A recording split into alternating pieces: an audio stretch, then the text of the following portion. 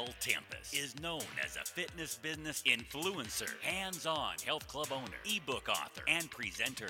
Mel has known to be controversial, challenges the status quo, and lives outside the square. Her skill set is current on trend, savvy, and in demand. Her primary goal is to get more health club owners moving towards innovation, technology, and social media success. Her own success comes through tough and humble beginnings. Mel Tempest now presents to you the Gym Owners Podcast, more than just the business of fitness, proudly supported by National Fitness Business Alliance. Today we are speaking to Andrew Simmons. Andrew's business, Vision Personal Training, was recognised in the top 5 national franchisees by Smart Company's top 50 companies nationally. It's Andrew's vision, leadership and ongoing dedication to the health and fitness industry that earned him a spot in the top 5. Good evening, Andrew. Good evening, Mel. Thanks for having me on. You're very welcome. Andrew, please do tell us about Vision Personal Training, when it was established, and how many studios do you now have? Okay, we started Vision back in August 1999. I actually started Vision with a business partner, Jeff Jowett, way back then. We actually ran Vision through a commercial health club in the Sutherland Shire of Sydney. It was called Club Physical at the time, which then later was taken over by Healthland, which became then Fitness First when Healthland basically went to the wall. So we ran the business out of that club there in Fitness First in Sylvania for a couple of years before they managed to change the rules on personal training. So it forced us to leave that business and then go and set up our first studio in Caringbah, which was a few minutes down the road from the Fitness First Sylvania business. And then we basically grew our business down there in about 400 square metres, a bit over 400 square metres down in Caringbah. And then after about 3 years of being down there, we decided to franchise the business. We've got 60 studios now, all these years later, and loving the ride. Wow, 60 studios. That's absolutely fantastic. So how many people are involved in the 60 studios?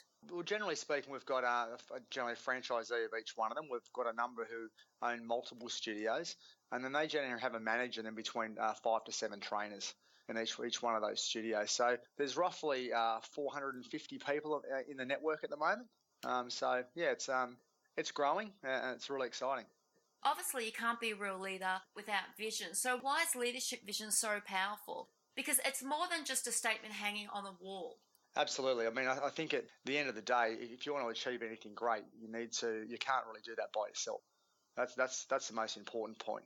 So leadership is essential because in our business, we have a philosophy that we focus on people, process, and then clients. So if we basically take care of the people and we understand the people and we know how motivated and how driven they are, then they'll be motivated enough to follow the process that we actually have in place. And you can imagine in a franchise network, process is absolute key. And if they follow that process, then the client numbers and the growth will take care of itself. So a lot of people focus on generally clients. They think the client is everything and the customer's always right. However, I look at it from a different perspective, and I think it's important that we focus on the development of our people. Because the people are at the end of the day, it doesn't matter how good, say, a race car is, being a Ferrari, which I would call a system. Doesn't matter how good that system is unless you've got a fantastic driver of that car and then a great team behind the driver in the car to bring it all together. I agree with that. So can I ask you then, how often do you revisit, your vision and your mission practices? Do you do this once a year, twice a year? How does it work for vision? Well, funny enough, I've just been working on our core values. Literally tonight, just before I got on the call, it's something that we work on it quite consistently. I mean, we've got a strategy piece, which is I think it sort of governs the whole thing really. In that you need to have a good strategy. That's important. Now I did a Harvard business course, and to develop our strategy statement moving forward, and the whole premise, without going into the great detail of it, it needed to have in 35 words or less your objective, your scope, and your advantage. So we worked on developing a strategy to grow to 100 studios by 2020. So we sort of basically clung everything onto that. And obviously behind that, then we need to make sure we have our why, and our biggest why is we build communities, transforming people's lives. So, a bit along the lines of the Simon Sinek stuff, he talks about the golden circle a lot. Most people know what they do, they know how they do it, but they just don't know why they do it. So that's been something that we've focused on heavily, and we've got a really strong why which won't change. But how we do that, and that is what our core values, they may change over time. We refine those, and what we do may also change. So when we look at our why, we build communities, transforming people's lives. We really focus our business in what we do. We focus on one-on-one personal training in order to do that. And we also focus on small group sessions and education sessions in small studios. So that's that's what we do right now. But will that always be what we do? Not necessarily. Just depends on how the business evolves and how consistently we manage to roll everything else out. But it always comes back to that why, and that's the thing that stays strong. That's not going to change. All those other things may change over time. So do you sit down with your team and ask them what their why is? Do you do that on a regular basis? Yeah, that's something we're really working on at the moment. Sitting down and working out. At the moment, I've just read Find Your Why. So, Simon Sinek's written that first book, Start With Why. And it's interesting. It's sort of focused on what to do there. I mean, it's important to focus on your why. But I'm really heavily involved at the moment in, as part of building business plans for people. Like I can build the greatest tools for everybody in our network. But unless I understand what their drivers are, then they're not going to be motivated by it. So we work really well at the moment on really identifying what someone's future looks like. And we tend to ask the important questions, especially with personal trainers, for example. Like, do you want to have a family? Is that important to you? How are you planning on supporting your family? What's important to you? Do you want to invest in property? Do you want to invest in business? Where do you see your future? So we go into these really, a lot of people say the tough questions, but I really believe that they're actually just the important questions. I agree with that, yeah. A lot of people don't necessarily go deep. They say if you want to build a great building, then you need to go deep first.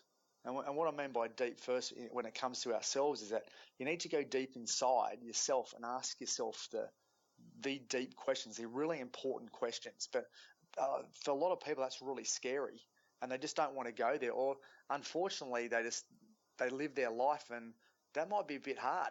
That might take a bit of time, so they just don't go and do it. I think fear plays a large role in people not wanting to go to answer those questions. And this is something that even in my own business, we're trying to work with our staff all the time, overcoming their fears and putting plans in place and helping them get to their goals. And I think part of being a leader is recognizing, your employees' achievements. How do you do that in your business? In terms of recognising achievements? Yeah. At studios, we have structured performance reviews. That's one of the things I'm working on as well at the moment is a structured, just sort of refining our management performance reviews with the way they work. So we're very, very clear in terms of how we, incentivise the trainers, whether it's, through a structured performance review system. So we're focused on that, whether it's, weekly rewards, recognising the trainers for what they do. We said to have a superstar award system inside the studios. We do that on a monthly basis. We have, trainer of the challenge. We also, have one across the network of the trainer who wins, who achieves the best client results, wins a round the world trip, that sort of stuff. So we tend to have little awards inside studios on a regular basis. Then we have our big awards when it comes to our regions, so, such as our PT of the year or our mentee of the year or our most valuable peer of the year. So we have a lot of awards that go on, on an individual basis inside studios, but then also as a network as a whole. So how important do you think it is to recognise the employee's accomplishment? Oh, it's critical, right? It's especially with this generation coming through now. It's a little bit different to the baby boomers and the Gen X. I'm a Gen Xer, so sort of this philosophy, just head down, bum up, and away you go. And you're sort of you have that sort of long time perspective, I think. But now with the way technology works and the way people just expect instant gratification, I think that recognition is obviously critical. Often for a lot of them, it's on a daily basis. It's just They just need that little spark all the time. But again, that just depends on the person as well. So I don't necessarily want to generalise there. We just got to understand their, whether it's their disc profiles. We do a lot of work in disc. So, we're understanding what's going to drive them. You look at their love language. There's a whole lot of different tools that you can use to identify. But, understanding that's really important. So obviously then, how do you involve your team in change in order to create smooth transitions? And what would you recommend to other business leaders when a team member rejects change? Well, I think the most important thing, and I probably have suffered with this over the time, to be honest. I'm one of these people. I'm very, very driven, very direct. Everything in my brain needs to be done perfectly now. So I tend to plow ahead, but a lot of people want to understand the why. Why are we actually making that change? And I have to. So for me, I have to think about the philosophy all the time that fast is slow and slow is fast. Yeah. It's a great sort of coaching principle. If you want to get a fast result with somebody, then you need to actually slow down, and then you need to ask them questions to identify what's driving and where they're coming from. Do they understand? But often if you try and go fast with somebody by tell, you'll often get a slow result because they won't understand, they won't buy in. Do you find that more with this generation that's currently in the industry? I think as a generalisation that's the case, but I must say that as your business grows and you have more people involved, that's a challenge in itself. So, I'm not sure necessarily if it's fair to say, well, this generation. I just think for us in our business, when we were small and nimble, when we had about 10 studios, as an example, it was like a little speedboat that was really nimble. So to affect change was actually a lot easier. But now as you're sort of growing, what I'd call a big cruise liner, when you're mobilising a whole lot of people, well, it's much harder to turn that ship. It just takes more time to be able to do that. So, you've got to get buy-in from a network. So, we have things like leadership councils now, so that we have people who are elected by their peers as representatives so that we can get a voice from other people around us, especially from a network-wide. And when we're dealing with people in different states and even different countries, it's actually quite challenging at times to get feedback. Whereas when you're in just say in your own four walls and you see people every day, to affect change is actually a lot easier in that way. So hence I have to actually accept that it's just going to take longer. I agree with you. I found over the last couple of years, and I'm not saying it's just this generation, but I'm just finding now everything has to have a why. You've got to sort of sit down and explain the reason why you're doing things and how they're going to benefit from it, which leads me to people and recruiting. So recruiting in the health and fitness industry, can be extremely time-consuming and stressful for business owners. And knowing that you've interviewed many people over the years, what are some of the tips that you can pass on to find the right person for the job? Look, I think, I live by the philosophy that actions speak louder than words. So we have a really comprehensive recruitment process where we focus on sort of rules of three. So you interview them at sort of 3 times of the day in 3 different environments by 3 different people, and have those in the process. So we try and make sure that we never just get somebody to come in and have an interview, for example, and they tell you a good story about how successful they've been and how good they are. I just care about what you're going to do. You can tell me everything you want to do. It's one of those things. We have a little saying. It's called, we'll see. we'll see. Yeah. We'll see if you're that good. We'll see if you're actually going to hang in there and do that. And it's just about then saying, okay, well, we've got another interview that's going to come up. So up on this date, it's going to be at this time, in this environment, will you be here? Blah, blah. So we tend to, we really have a long-winded recruitment process, or even interview / onboarding process, just to make sure that we can obviously identify if they're obviously telling us the truth in terms of how they really behave. Yeah. I love in an interview, especially with personal trainers. It's a common one. You always ask it, why do you want to be a personal trainer? And they'll often come back with, I just want to help people. It's just generally the standard opening response they give. And I say, well, okay, so tell me, how many people do you need to serve each week to satisfy that need or goal? And often it's met with absolute silence.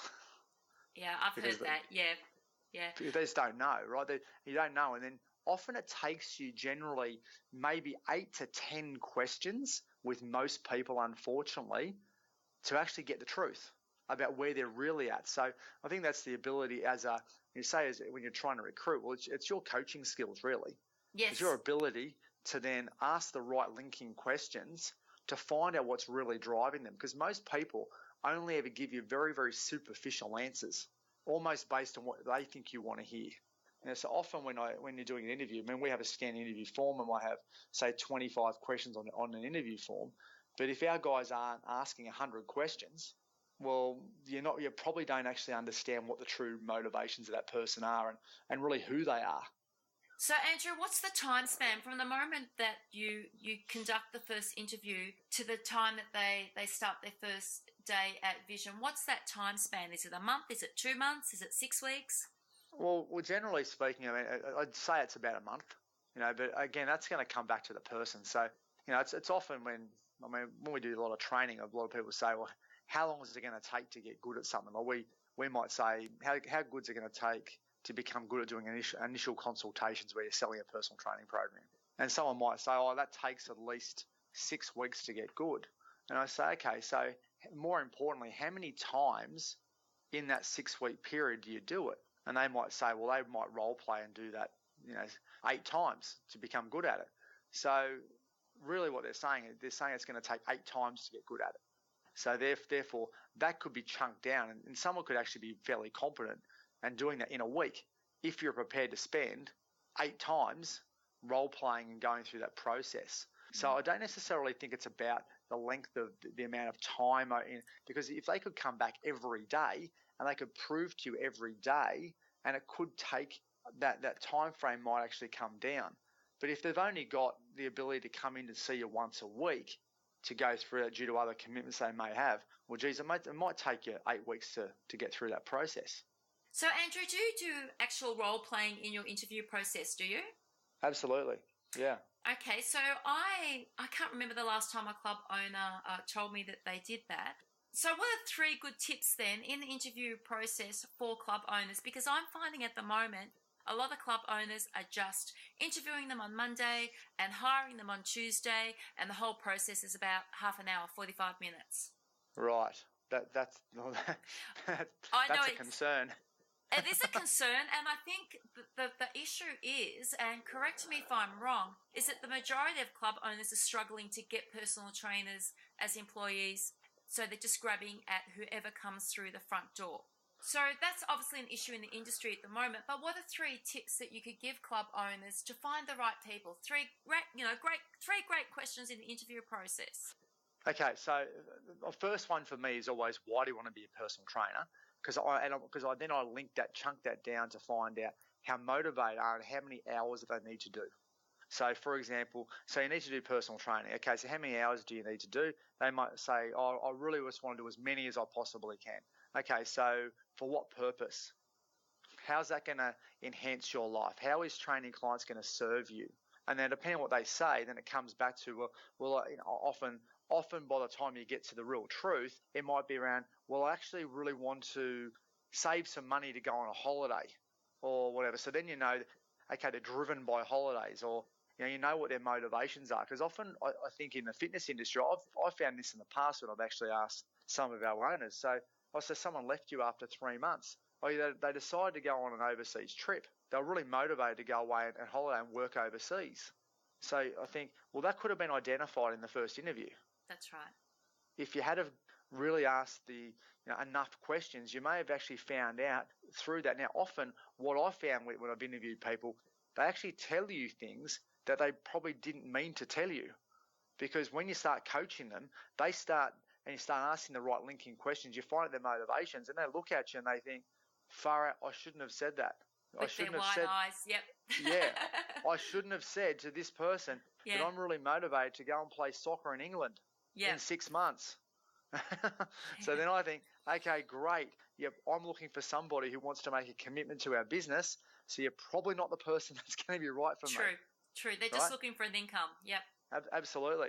So then the other ones are around role. When you ask them the question around role play, we often want to find out what people actually know and how well they can communicate. So, for example, okay, we might ask, so someone comes to you and they say they want to lose 30 kilos, right? What advice would you give them? And then we work on what their level of knowledge is right now, because that's going to determine whether or not we think they're going to be ready for us or they need to go away and do further learning. You know, someone might come up with some sort of crazy idea on some sort of diet plan or exercise plan, which is totally out of the realm of obviously with what we do. You know, and we can get an idea of actually whether or not they're really highly geared towards, you know, running their own path, or whether they are happy to be able to fall into our processes and they're actually really willing to learn. And we often find by asking that question as to how set in their ways they actually are with regarding some philosophies. Because I think that's what, especially we are so results driven with what we do, that we want to make sure that people actually understand our philosophies and believe in them, rather than coming in and saying, well, I think this is the only way that you need to train a client. And we think, okay, maybe you're not going to be someone who's going to be right for our team.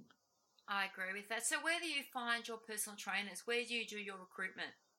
We do a lot of recruitment through the websites, you know, so such as Healthy People, such as Seek. So we've always found Healthy People and Seek to be quite good in that sense. Yeah. But I think, I mean, people buy from people.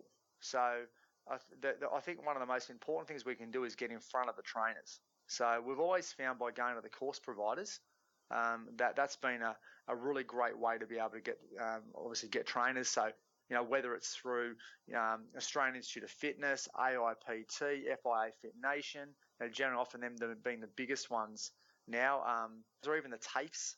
You know, I've found over the years that when we've gone and spoken to them and then they understand what our business is all about, and they often buy into the people. I've been presenting it, especially at the Australian Institute of Fitness. I've presented there for many, many years. You know, I've done some presenting for Max College as well, for international fitness professionals. Done a lot of work with Kerry and Owen over the years as well. So, you know, just sort of getting in front of them and actually doing some chats for them. And then when people see what you're all about, then they'll buy into you. And I think one of the things that people confuse, it's not recruitment. I look at it as being attractment. So you want to become more attractive. Yeah. And I think a lot of people get it wrong when they think, well, they have a philosophy. Why should I employ you? What makes you so good? And especially in today's market, you've really got to sell yourself, and you've got to be attractive to them, because now there is so much choice in terms of where people can go. They're looking for the people that they can buy into and they can learn the most from. So I think it's a mindset shift around that you want to show people what you can do for them, not necessarily sit back and go, well, what makes you so good? So Andrew Simmons can do that. How does an independent club owner get their face in front of an RTO in order to audition for staff? Well, I think that's just the relationships you have. So, you know, I think I've done that right from the start with my business, all the way back, you know, from when I first started. So, you know, it wasn't as if it's just sort of something that's always been there. I haven't been a known person in the industry my whole career. I've just, like a lot of other people can do, whether it's they go along to things like fire nights, or, you know, they get in contact with, you know, fire nights through the Australian Institute of Fitness has been a strong one for us over the years. Or just developing relationships. And, you know, we get our franchise owners to do exactly the same thing. So, you know, whilst they're not me who's obviously leading the organisation, as an individual franchise owner, they're always encouraged to go along and do these types of things and just get in front of people. You know, so I think it's open for any independent club owner. They just got to basically make the time to be able to do that. I mean, that's great advice. I mean, there'd be a lot of independent club owners listening to this podcast that wouldn't even think about going and speaking to a group of young people coming through the industry as possible employees. So we've gone through, you know, we've spoken about recruitment, we've spoken about, you know, your vision and your mission. So obviously at the end of the day, we need a little bit of work-life balance. And it's a tough gig. We live in a world where everything's 24/7, from our careers to technology to our everyday lifestyle. How do you promote and encourage work-life balance? Okay, I think the work-life balance concept is an absolute myth, to be honest with you. I'm so glad you said that. Yeah, it is. And I often teach this to people in our network and also students. I ask them the question, so what's the opposite to life? and they'll say death. And people talk about this work versus life thing. So people tend to put work and death inside the same box. And I think that's unfortunately the case for many people. I mean, I was in that situation 20 odd years ago. I left school and worked in a chartered accounting firm for 2 years when I first left school. Now, in hindsight, like I learned from that experience to be very disciplined with my time, because we had to give in timesheets and account for every 6 minutes of our day. So that was actually a very good thing for me to become disciplined and make sure that I was basically very efficient with what I did. But I tell you, it was the dark side. I hated what I did. So I wanted to, I said things like, I've got Monday-itis. Wednesday was hump day. I said, thank God it's Friday. Or now someone else said Friday, and all these other terms that people make. And then I went on a cycle and I went out on the weekend and basically got myself obliterated, in a nightclub with my mates, and then woke up with a condition and expected to be successful, when, I was like an unhealthy client really on that Monday morning. So, for me, it was just about, well, you're going to get balance really if you enjoy what you do. It's just life. It's life. And if I find that, one saying that I've got is that I have a perfectly imbalanced life. So what that means is, what it means I can do is, when I work hard, I'll work hard, but then when I play hard, I play hard. So, I book my wife and 4 kids, so that makes it, quite a challenge, and especially around holiday times. That makes it really hard because kids are at home. Well, I know when it comes generally a couple of weeks after the school holidays finish, then Fiona's a mess, because she's just dealing with the kids all the time. So now we have and I try and make sure that a lot of them is actually away, because I know that for me, when I'm actually here and I'm close, I tend to, because I love what I do, I tend to, keep working, so I've set boundaries around myself so that when I work hard, and then when I play, I do really cool stuff. I like that philosophy. Philosophy. Yeah. And also, I think what it does too with relationships, it actually, I think one of the big things for anybody is that if you've got a partner who's relying on you as well, then, and they know they've got something to look forward to, that's a game changer. It's been a game changer for me. So if I'm saying, yeah, babe, I'm working really hard, we're going to get there, and she's thinking, you're off flitting around doing all sorts of stuff, and I'm stuck here with the kids, but I go, hey, by the way, we're going to Disney World in 4 weeks, yeah. or we're going to Whistler in 4, oh yeah, cool, can't wait for that, but they know, but she knows that, at the end of the day, that wouldn't be able to happen if I wasn't so committed to what I do. I agree with that. I mean, I've heard lots of people say to me over the years, you need to create more work-life balance. And I say, I love what I do. And if I want to work, 12 hours, 14 hours a day, if I'm loving it, why not do it? Because to me, that is work-life balance. And if I want to take a day out, I'll take a day out. I don't believe this, you've got to take Saturday, Sunday off. Just do what you love, because that makes you happy, and therefore you get more results. That's how I look at it in the long run. Andrew, it's been a pleasure speaking to you today. I'd love for you to advise the listeners where they can get in contact with you. Sure. Email is great, andrew@hq.visionpersonaltraining.com. That's one way. Jump on Facebook if you like. I tend to play a little bit in Facebook, but to be honest, not a hell of a lot. I'm not really too big on that. So, generally around my email is fine. You can jump on our Vision website, visionpersonaltraining.com. There's contact details around that as well. They're probably the best ways to get in contact with me. Definitely. But I'm happy to share and help people. I mean, it's one of those things that over the years you realise some of the pitfalls that you've made and some of the mistakes you made that you don't want other people to make. It's an industry where, one of the reasons why I played, I run on the board of Fitness Australia, for example, has simply been because I just want to improve stuff and see people actually benefit from this industry. Because so many people, like the average career span of a personal trainer is as low as 5 months, for example. And that to me is just hideous. So to be able to be involved with that, to actually help the lifespan or career span of a personal trainer, to make sure they've got the tools to be successful, is really important, because unfortunately, we're losing this war, and that war is against diabetes. And even as I know that even when we have 100 studios in the next few years, with my business, it's very boutique. So the average studio only has a couple of hundred clients that we really focus on maximising the results for. Our philosophy is small, friendly studios where everyone knows your name.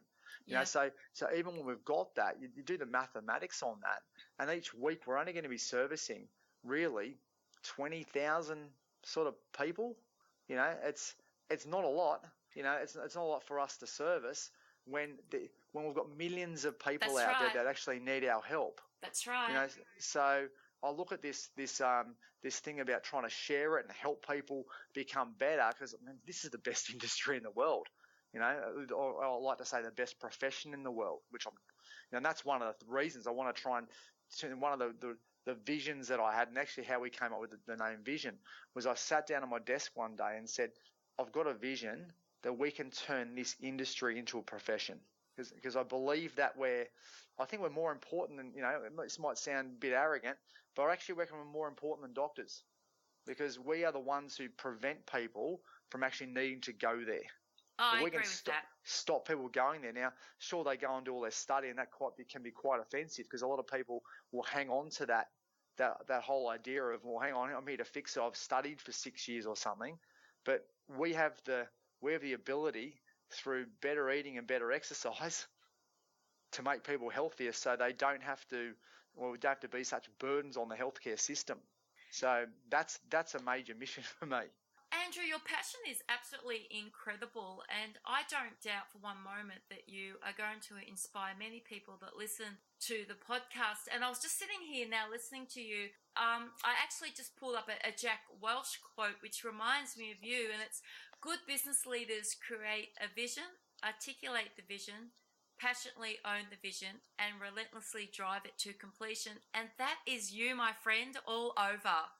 Yeah, and that's thank you for that. I mean, that's been something that's a real mission. I've got to say, as a leader, it's funny, you tend to grow, and I've just got to come to terms with it as well. Sometimes when you're trying to do that and you're trying to break through the barriers, you've got people who are trying to pull you down.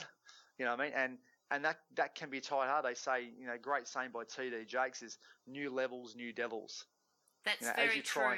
As you try and climb, the higher you climb, the more people are pulling you down. So, what I mean by that is I really appreciate you saying that, because that's always been something that's on my mind, and it sort of reassures me that I know that I'm doing the right thing to keep moving forward, regardless of what some of the people, whether it's outside of our network, inside our network at times. And it's the interesting part about franchising. There's a great saying in franchising. It's often when things are going great, the franchisees will say it's because of them, and when things are going bad, it's because of the franchisor. That's exactly right. And that's it's not and I don't take that just as a personal vision thing. That's said right across the franchising sector. It's quite, we have a bit of a laugh about it. So no, I appreciate that, because that's always been the dream and the goal. And you know what, Andrew, just keep looking forward. Don't look back. I totally understand where you're coming from. Just stick to your goal, because you will get there, and you're going to change lives. And along the way, you're going to also give other people opportunities that have been given to you. And, you're going to mold somebody to take on the role of Andrew Simmons one day. And I think that that's absolutely incredible. And your passion, I truly do say this, is absolutely incredible. And I really appreciate your time this afternoon. So thank you so much for allowing me to interview you. I'm definitely going to catch up with you after Christmas time. We might do another podcast just to see where you're going, and Sure. Hopefully you'll get some questions from some club owners or even some PTs that are looking into getting into the industry. But again, thank you very much for your time today. Very much appreciated. Okay, you're welcome, Mel. Thank you. Thank you. Thank you for joining the Gym Owners Podcast, sponsored and supported by National Fitness Business Alliance and Gym Click Media. Find Mel Tempest on Facebook, Instagram, and LinkedIn. Join us next time for the Gym Owners Podcast.